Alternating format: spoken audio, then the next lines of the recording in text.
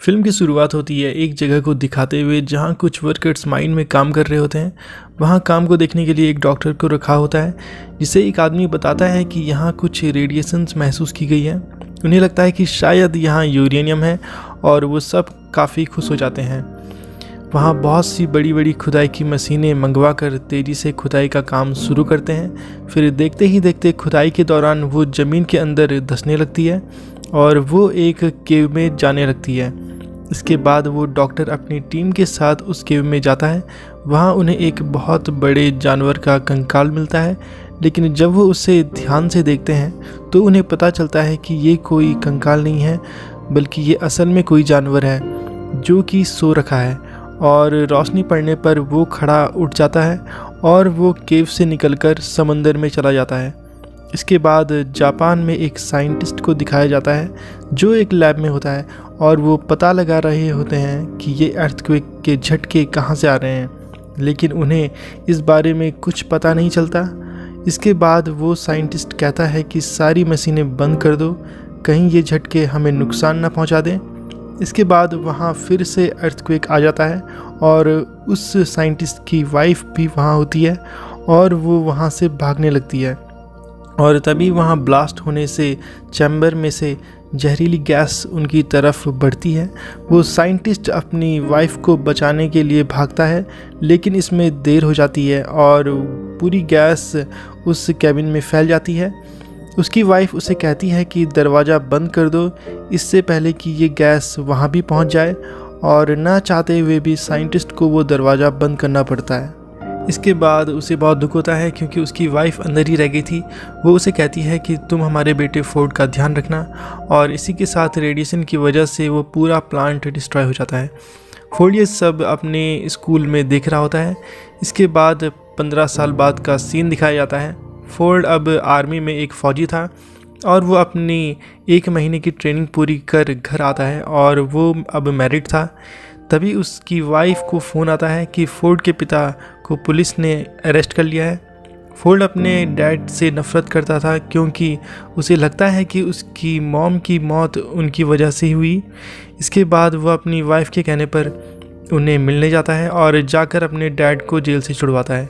इसके बाद जब वो घर आते हैं तो फोर्ड के डैड उसे बताते हैं कि वो एक एक्सीडेंट नहीं था, बल्कि वो कुछ रेडिएशन की वजह से हुआ था, और वो इसलिए गिरफ्तार हुआ था क्योंकि वो उस जगह गया था जहां पुलिस ने जाने से मना किया हुआ है।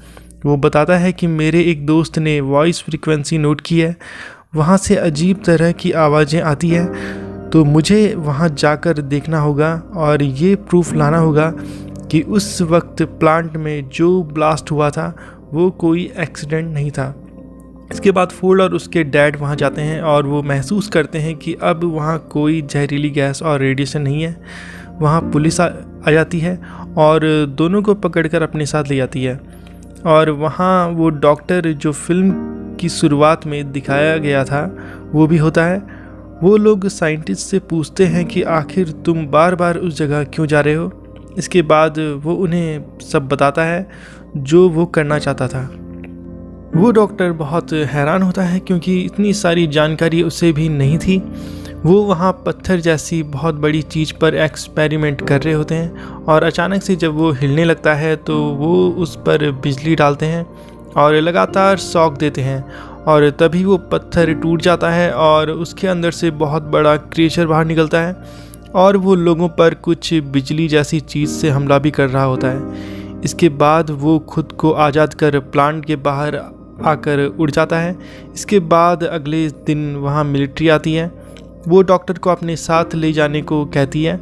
डॉक्टर अपने साथ साइंटिस्ट और फोर्ड को भी ले जाता है, लेकिन इस घटना से साइंटिस्ट बहुत घायल होता है। वहाँ जाकर आर्मी हेड बताता है कि ये क्रिएचर कोई आम क्रिएचर नहीं है। जब ज़मीन पर रेडिएशन कम हुई थी तो ये समंदर की गहराई में चला गया था ताकि ये वहाँ से एनर्जी ले सके। वो बताते हैं कि हमारी कंपनी को भी उसे ढूंढने के लिए बनाया गया है, लेकिन वो आज तक नहीं मिला और उसका नाम गॉडजिला रखा गया है। और इसी जानवर की वजह से अर्थक्वेक आया था क्योंकि वो चलता हुआ जापान के प्लांट में आ गया था। क्योंकि उससे कोई ऐसी जगह चाहिए थी जहाँ से वो एनर्जी ले सके। वहीं दूसरी तरफ साइंटिस्ट की मौत हो जाती है और सब लोग काफ़ी परेशान हो जाते हैं, क्योंकि आज इनकी डेथ हुई है, कल और आम लोगों की जान ना जाए इसकी उन्हें फ़िक्र हो रही होती है। तभी उन्हें पता चलता है कि समंदर में अजीब तरह की रेडिएशंस आ रही हैं और उन्हें पता चलता है कि वो क्रिएचर वहीं मौजूद है और वो वहाँ न्यूक्लियर बॉम्ब खा रहा था, क्योंकि उसे बहुत सारी एनर्जी चाहिए थी। वहाँ वो कुछ लोगों को भेजते हैं। वो लोग देखते हैं कि समंदर से बहुत बड़ा जानवर बाहर आ रहा है। वो वही खतरनाक क्रिएचर होता है जो अब शहर में आ जाता है और इसी के साथ गॉडजिला भी दिखाया जाता है जो गुस्से में चिल्ला रहा था। इसके बाद डॉक्टर की टीम को दिखाया जाता है। वो कहते हैं कि बहुत समय पहले हमें 2 अंडे मिले थे, एक अंडे में से एक जानवर निकलकर उसी प्लांट में चला गया था और हम नहीं जानते कि दूसरे अंडे का क्या हुआ। उसे एक जगह में सुरक्षित रखवा दिया गया था। जब कुछ लोगों को उस अंडे को चेक करने के लिए भेजा जाता है तो वो देखते हैं कि अंडे में से वो जानवर निकलकर कहीं चला गया है। फिर उन्हें पता चलता है कि ये दूसरा अंडा उसी खतरनाक क्रिएचर का था और उस अंडे में से निकलकर किसी और शहर में तबाही मचाने वो चला गया था। इन दोनों को आर्मी ढूंढने लगती है। अब फोल्ड को भी आर्मी के साथ भेजा जाता है क्योंकि वो भी आर्मी में है। दूसरी तरफ कैप्टन बताता है कि वो क्रिएचर बहुत तबाही मचा रहे हैं। फिर आर्मी हेड उन्हें कहता है कि हमें उन्हें न्यूक्लियर बॉम्ब से उड़ाना होगा। तो फिर कैप्टन कहता है कि इससे तो उनकी ताकत और बढ़ जाएगी क्योंकि उन्हें न्यूक्लियर एनर्जी चाहिए।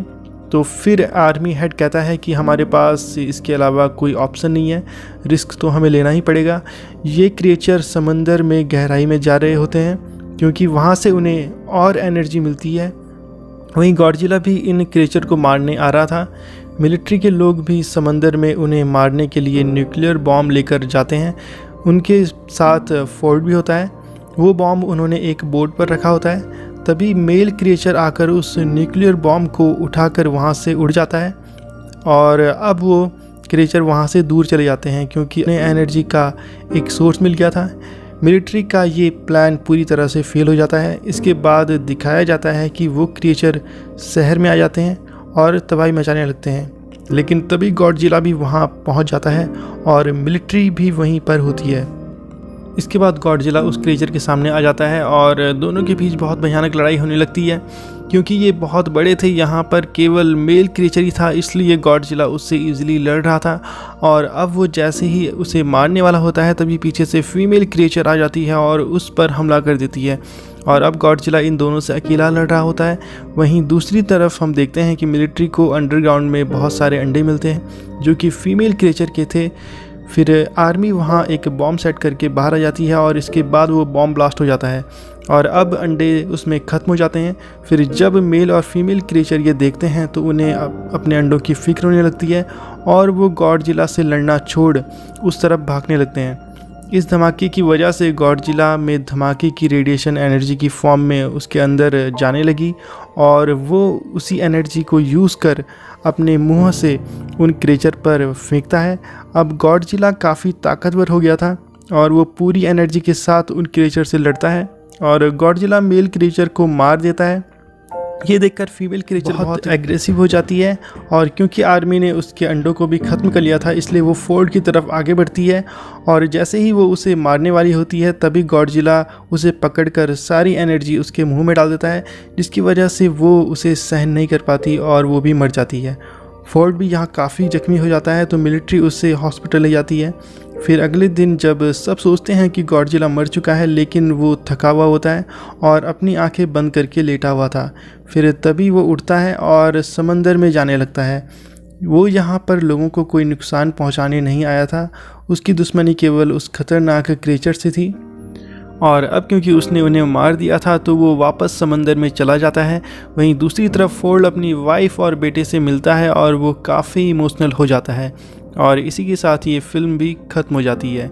तो दोस्तों, आपको आज का हमारा ये वीडियो अगर पसंद आया हो तो लाइक ज़रूर कीजिए, चैनल को सब्सक्राइब करना मत भूलिए and hit the bell icon button ताकि आप ऐसी ही वीडियोस हमारे चैनल पर देखते रहें। तो आज के लिए बस इतना ही। Thank you so much.